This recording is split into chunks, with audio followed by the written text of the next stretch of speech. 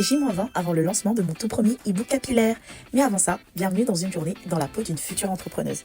Hello, moi c'est Ebem, je partage mes conseils, mon lifestyle et mes moments de vie sur TikTok. Parce qu'avant tout, entreprendre n'est pas mon activité à temps plein et qu'être étudiante, donc issue d'une des classes sociales les plus précaires, est loin d'être facile.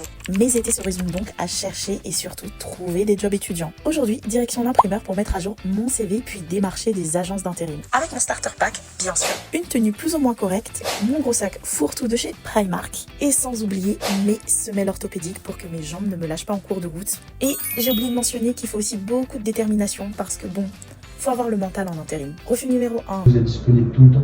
Oui. Et vous feriez des inventaires le soir? Oui. Personnellement, je ne prends pas de profil qui n'est pas véhiculé. Pourquoi? Parce que on a toujours des couacs. Moi, je suis ok, mais l'autre, il faudra nous prendre 10 minutes. Ça, c'est pas possible. Malheureusement, on va pas faire plus de temps pour collaborer ensemble. Refus numéro 2. Forcément le samedi, pas le dimanche. Et à 17h, les clients veulent plus d'intervention. Je comprends très bien. Ben, merci en tout cas de m'avoir éclairé. Et puis, vous avez l'agence d'intérim juste en face. Si.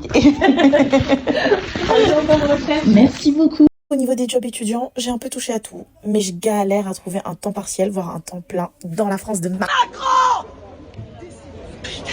Et pourtant, je me suis toujours débrouillée pour travailler les étés, même avec une dépression sévère diagnostiquée. Croyez-moi, c'est pas facile. Mais je pense que le pompon, c'est la bourse du Crous qui m'est demandée pour repayer mon loyer. Donc, je comprendrai jamais ce système-là, mais bon, il faut payer les factures. À l'écran, je vais vous mettre les agences de recrutement que j'ai fait ce jour-là et celles avec qui j'ai collaboré en gras. Généralement, dans mes vidéos, j'aime bien partager les bonnes adresses, mais aujourd'hui, je vais aussi dire quand je n'ai pas aimé. La première fois chez Gongcha, rien de ce que j'avais commandé n'avait été respecté. Je reviens quand même chez eux, car avec les erreurs dans ma boisson, j'en avais une autre offerte. Mais comment vous dire qu'encore là, rien n'allait du tout.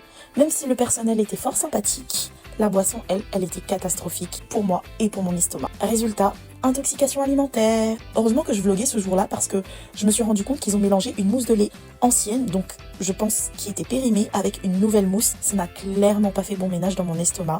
Vous allez voir de toute façon mon état se dégrader au fur et à mesure dans la vidéo, jusqu'à ce que je change de plan à la dernière minute et donc je n'ai pas pu travailler mon e-book ce jour-là. This is so humiliating! Cette vidéo, c'est un peu l'épilogue ou la genèse de mon début dans l'entrepreneuriat. D'où j'ai commencé et vers où je pars. L'un des plus gros freins à chaque projet que je veux lancer, c'est la question de la légitimité. Vous savez, le fameux syndrome de l'imposteur. Pendant longtemps, je me suis mis en tête qu'il fallait un certain niveau, un certain diplôme, un bagage intellectuel bien précis et que la passion, elle, n'était qu'un bonus pour faire ou créer son activité. Mais avec le temps, j'ai réussi à changer ma vision. Ce projet, je le fais avant tout pour moi, pour réaliser mes rêves et je sais qu'en le faisant, je peux aussi aider d'autres personnes. Je le sais, j'en suis certaine et j'en ai la conviction que je peux y arriver. Bien sûr, j'ai des doutes.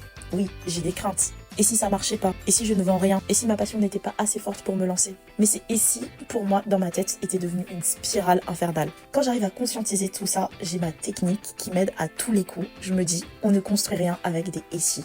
On construit avec des actions. Alors voilà, je poste mon daily vlog, je prends mon courage à deux mains et je crée Ebem, qui j'espère évoluera en Ebem Group ou Ebem Corporation. Et oui, ayez toujours la vision, ne serait-ce que pour vous motiver à avancer dans vos projets. Moi, c'est ici que je veux apporter ma pierre à l'édifice, dans le domaine du bien-être, et avec comme première étape, me fixer une deadline qui est